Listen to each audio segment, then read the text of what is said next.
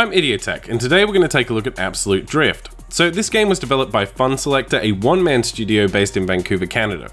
It will release on the 29th of June for $11.99 and will have a 10% discount for the first week. So, what is the game? Well, if you like drifting in cars, that's what this game is. It's kind of like a mix between Micro Machines, if you ever played a game like that, and, you know, Dirt 3, for example, with the Gymkhana events, etc.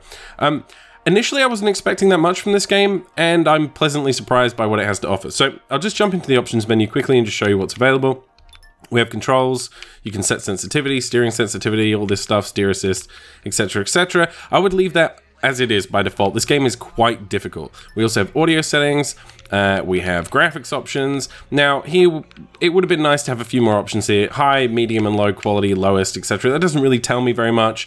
I would have preferred, they had plenty of room here to expand this out and give us some more options. It's nice to see FOV though.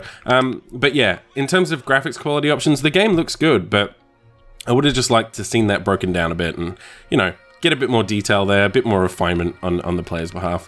And then reset progress, which is what I'm actually going to do now so I can illustrate some of the points. I've played about an hour of this game so far, so we'll reset. Yep, I want to reset. I just want to show you the tutorial. I want to show you some of the initial stuff, the initial levels, just so you get an idea of how this game works. Okay, so we'll back out and we'll go into free roam mode. Although I'll just quickly jump into the garage. So there are a couple of different cars available. You unlock them as you progress through the game. These are still unlocked even though I reset, and you can change the color. You can also do this in game, and it's quite interesting. The free roam mode is essentially, we'll just jump in and I'll show you, but it's essentially a sort of open world menu system. It's cool. It's really well handled. All right, I'll just let the game sort of show you this. Hello, my child, etc, etc. This bit's a bit silly, but the rest of the game is honestly surprisingly good. I'm surprised it's actually as fun as it is. I wasn't expecting it to be particularly challenging, and that was the first thing that struck me. This game is difficult to control. Now, you can use a keyboard and a controller. I'm using a controller. I initially tried to use the keyboard. I found it quite difficult. It's not as intuitive on the keyboard as it is on the controller, just by the nature of the fact it's a driving game and they never are. So if you do have a controller, I would recommend using it, although you can get away with the keyboard. So we're going to accelerate with R2, we can brake and reverse with L2, and we can change song, which is nice. Which is a nice feature actually, because there's a lot of very good music in this game. And then we steer with the analog stick and we handbrake with B. And you can see it leaves tire tracks wherever I go, and this is cool because it's kind of like just painting with a car. It's very interesting. So right now I'm just trying to drift around. You'd be surprised. It's really difficult to describe to you how this game feels and how it controls without you actually playing it yourself, but it isn't easy. When I first played, I just spent most of my time crashing into walls, and it was a struggle, honestly, and I'm still not very good at it, so don't expect great gameplay here. So we're gonna smash the blocks. What I learned basically is just to feather the throttle and counter steer like you would in a real car, essentially. I wasn't expecting that level of simulation, honestly. Now, yeah, sure, it's not a real simulation of drifting, but it's surprisingly good for a game like this, you know, for a small indie top-down game. The drifting mechanics are really well executed. Okay, drift close to the poles. Yeah, so this I find a bit challenging. No, crashed into the wall. So I've got to do this 5 times. This is the tutorial, but it teaches you the mechanics. And there's various sections of the open world, and as you progress through them, it unlocks more and more mechanics. So it gives you plenty of opportunity to get used to things, although I'm still screwing this up. So yeah, this, as I said, it is difficult. You will find this difficult unless you're some kind of drifting master already, which I am certainly not. You will find this difficult. I span out. Okay, let's try this again. Let's go over here and try this again. I have completed this before, trust me. It's just you have to get like close enough. Now, the one criticism I will give it now is that these missions, and there are lots of these types of missions in the free open world, as well as various events, they're sometimes a little bit too lenient, I think. I think they should be stricter. Now, for the purposes of this video, it's probably a good thing, but I do find myself a lot like screwing up, but because I've already obtained like a certain percentage towards the goal, it's sort of, I don't know, it feels a bit too lenient. You'll see what I mean when I get further on in the game. Another thing to talk about is the visuals and the presentation and the graphics and the sound. It's great, honestly. The music in this game, I think there's about 24 tracks. They're by 2 composers. One of them, I think primarily, the primary composer is called Knight. And I checked out his SoundCloud and he has some pretty interesting music. Most of it's drum and bass or dubstep or chill step or whatever you want to call it. But yeah, it's good. It's really nice music. It fits the theme and what you're doing incredibly well. And the presentation reminds me a lot of Mirror's Edge, and that's one of my favorite games visually, just from a design perspective. The very simple white and gray with the stark colors really helps to punctuate important objectives, and it's a well-designed system. You know, it's just like Mirror's Edge in that way. Important things are colored, and non-important things are not colored, basically. And it helps you to get a clear view of what you're supposed to be doing at all times, and it's good. So this is the first event, and essentially the goal is to drift around here and get as many points as possible. Now the best score I've gotten here is about 100,000 points, although I'm probably about to spin out there. No. And there's a leaderboard system. I actually beat one of the composers for the game, which was good. Oh, don't hit the wall. Yep, cool. So you can see up there, you can see my score and it getting a multiplier. And I've just lost that multiplier because I took too long, so my score's not going to be that great. But you want to try and maintain that multiplier by just continuing to drift for as long as possible. I'm actually doing relatively well. If you'd seen my initial games, you would have been quite shocked at how bad I was at this game. It certainly wasn't the best by any means. So we'll look at the leaderboard system here. So you'll see there I am, Idioteque. Much lower, I was like ranked 17th yesterday, I think, on this map. But you'll see how it works. So you can repeat this. You can also... Oh, I didn't mean to actually repeat that. I wonder if I can back out of this. That would be good to know. Yes, I can. I can finish. Okay, and you can also, just because I'm not able to show you that right now because I backed out of it, you can also... Oh, no, I am. Okay, view leaderboards. You can also switch between your friends as well. So if you want to get this with a couple of mates, I think that would be the best way to play this, honestly, because it is a challenging game. It does require a lot of skill, and if you can play this with a couple of mates and compete with each other on the leaderboards, I think that could be a lot of fun. There you go. You can see my... oh, you can see the top 8 as well. That's good. So you can see my score the other day, 100,000 points or so. Oh, wow. 2 million points. Okay. Either that's an exploit or I'm just really bad at this game. But yeah, it's fun. So there's these various events. I think there's 24 events all up. There's different kinds of events like these type, just standard drifts. There's Gymkhana events, there's mountain climbs, things like that. Lots of different kinds of events. Now this is the second element to the game, and this is the free roaming, open world sort of menu system, so to speak. So these, you can see here the tutorial drift, so I can go in here and it'll take me back to the tutorial essentially, and you'll see on that board there, it says I have 6 missions left. And so as you drive around, you'll see it says drift between the containers. And these are sort of open world missions. And I screwed it up. So yeah, these are open world missions. And so in each of these zones, in the first one initially, I only have 6 missions, but as you progress, you get more and more and more missions. The next one has like 14 or so. And so the goal is to complete all these missions. And it's just good for practicing and just chilling out and drifting around corners and smashing into helicopters because you're bad at the game. But I found myself spending a lot of time just drifting around here, completing missions. The events are very fun and I like them, and I like the fact they have leaderboard systems and scores and you can be competitive there. But I also just enjoyed chilling out, listening to some nice music and drifting around, really. It's a very sort of relaxing yet challenging skill-based game, and I'm having a ton of fun with it. Now, I have only played it for about an hour. I can't speak to its content length, so I do hear it's got 5 open world stages. Now, this stage is quite small, but the other ones are very big in my experience so far, so there's still quite a lot there. So it's got 5 open world stages, I think 24 different types of events. So there's quite a lot of content here. And I think once you've completed all of that content, it's sort of, you'll probably be relatively good at the drifting mechanics, and then you can go back and recompete on the leaderboards for the various scores. It would be nice if I could complete one of these events. I am so bad at this game. It's also difficult to do this while talking. No, okay. And you'll see these little red X's here. Now, this is one tiny complaint I had. I picked these up initially because obviously they look different, so I drove into them. And it did indicate that it's found 2 of 5, but I wasn't aware that that was a mission until I'd completed it. So if you do pick up this game, just be aware that that is a mission. You do have to collect those. And oh, come on. Okay, yeah, this game isn't easy. Or I'm just terrible because I'm talking. I did a lot better than this yesterday, trust me. Between the containers and the radar. Okay, I'm drifting. There we go, completed a mission. It wasn't a very good drift, but I did it. I've completed a mission, so that shows you how that works. And you can also go to the other events here. As you can see there, we've got a racetrack there that we can go to. Drift between both lamps. Okay, I didn't do that. We'll do this jump over here, because this is quite fun. But yeah, I just think the visual presentation of this game is lovely. It's very clean, stark, interesting design. I appreciate the way that's handled. I love the tire tracks, they're beautifully done. And the music is great. It just all comes together. The presentation comes together to create an experience in my mind that's very enjoyable and satisfying and kind of relaxing, you know? I mean, I was just playing this in bed, like on my my TV, and just driving around having a bit of fun. It's a cool game. So I'm gonna actually focus for a second and try and complete some of these things so I can move us on to the next stage, if possible.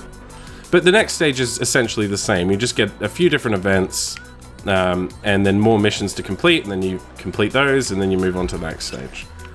Okay, alright, this is terrible. I apologize for my awful gameplay here. Alright, it's not easy, by the way. It's not. Like, you may think I'm a massive scrub right now, and you probably will be better than me at this game, but it is not easy. You will be surprised. Okay, come on. I drifted right through that. I'm still drifting. Okay, let's try it again.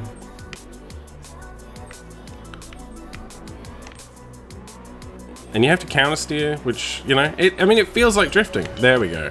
There we go. Okay, that mission's done. Let's move on to this mission. Alright, that one's done. What have we got left? We've got 4 out of 6. There'll probably be something over here. Oh. Okay, I was reading rather than paying attention to the game. So we'll go over here. Oh, you can paint your car. You just drive through these. You can also get new cars by driving through things like this. Kind of wish I hadn't done that. I don't like that paint job very much. Okay, we have to find the rest of these missions. Where are they? We'll drive through here. Okay, so we're going to drift through this.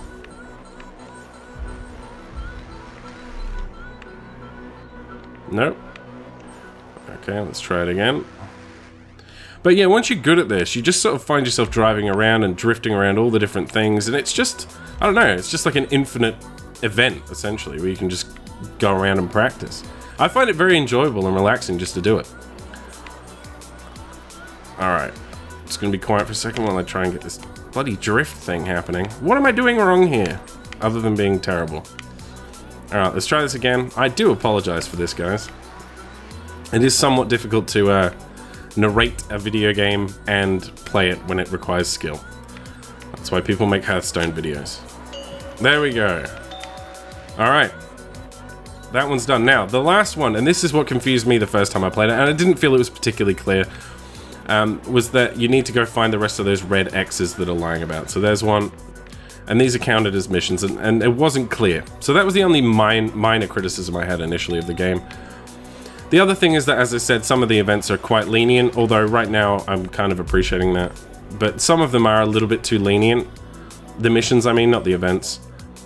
Especially when you come to doing donuts. You can sort of just whiff that a bit and it still counts, which, I don't know, could be tightened up.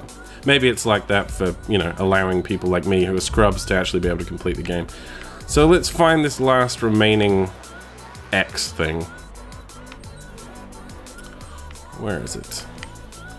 I've probably just completely missed it. I don't care about my car. You can't take damage in this from what I can tell. I've not experienced any kind of damaging effects. I think that's because you will spend a significant amount of time in the early stages of the game just smacking into walls. Okay. And there we go. And now we've unlocked the next area. And the next area is a lot larger than this. This is just sort of the tutorial area. Alright, so let's get over there.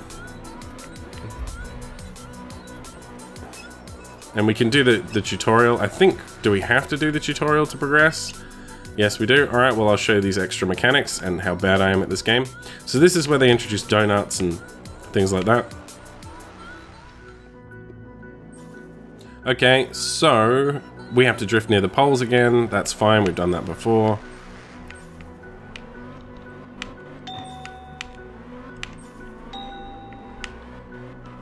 Span it. Can't see my car anymore. Okay. Sorry, I am trying to actually concentrate with this because I would like to progress and show you the second part of the world before we wrap up the video. Alright, there we go. That one's done. Okay, now this stuff, the spinning, I find this hard. So I'm probably going to screw this up. Essentially what they tell you to do is handbrake into it, then let go of your handbrake and spin. But keeping it inside the square is challenging. As you can see, I kind of screwed that one up.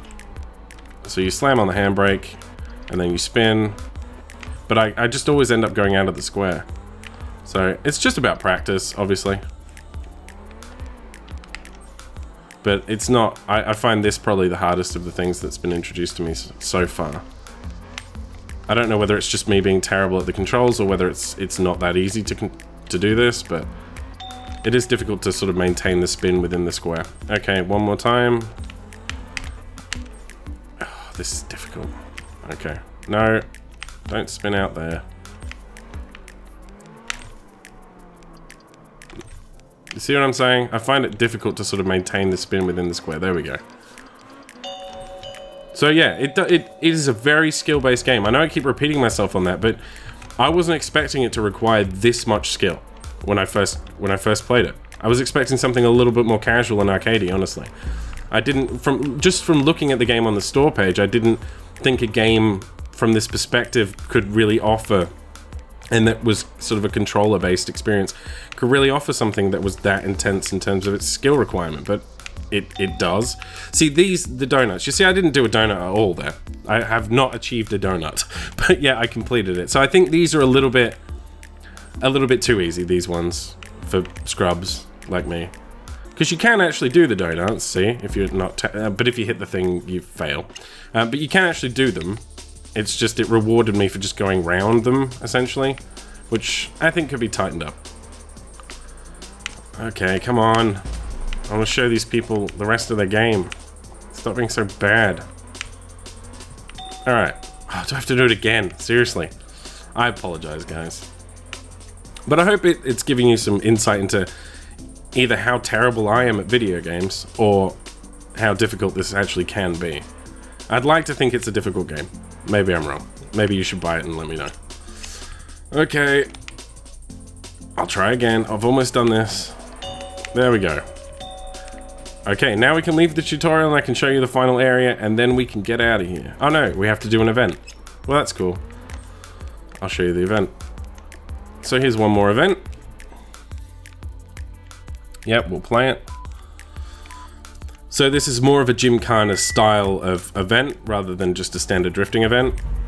And we have to smash these blocks and do donuts and not spin out like that, being a terrible driver. I am so bad. Okay, that wasn't too bad. Let's try and do the spin. Nope.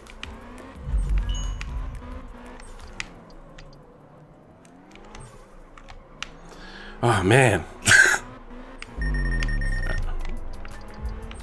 Yeah, I do not find this easy. It's really easy to spin it out. It requires significant amount of fine control, you know? It does. It just requires a lot of fine movement and fine control and feathering of the throttle, and it, you know, requires a lot of skill. It just does. It's a surprising amount of skill required for this game. All right, I give up on the spin. I can't do it. Let's try and get the donut done. All right, that's done. Let's smash some of these blocks. Let's do another donut over here. Feather. No, hit the wall. All right, I'm just gonna jump out of this because I suck at it. And I'm gonna just show you the rest of this sort of open world map that we get access to, and then we'll call it there. But yeah, look, if you're the kind of person who likes racing games, if you like games that require skill, if you like, oh, it won't let me go, oh no, it will let me go to World 2, good. If you like skill-based games, if you like drifting, if you like cool Micro Machines style, RC style racing games, And if this game looks like it might appeal to you, I do suggest you pick it up, even though the price is honestly a little bit expensive. I would have liked to have seen this game priced at maybe $9.99. We'll see if that price does deter people from picking it up. I think it's definitely worth trying. I think it's a very well-made game. It's beautiful. Its presentation is good. The music is good. The controls are good on a controller, that is. On the PC, like on the keyboard and mouse, sorry, it's a little bit more difficult. Let's see if I can do this. Wow, we actually did a donut. Amazing.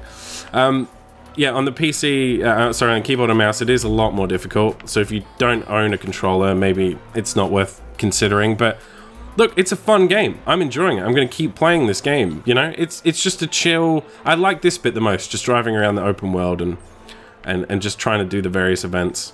It's an enjoyable experience. What more can I say? It looks nice. It sounds nice. It plays well. It requires a lot of skill.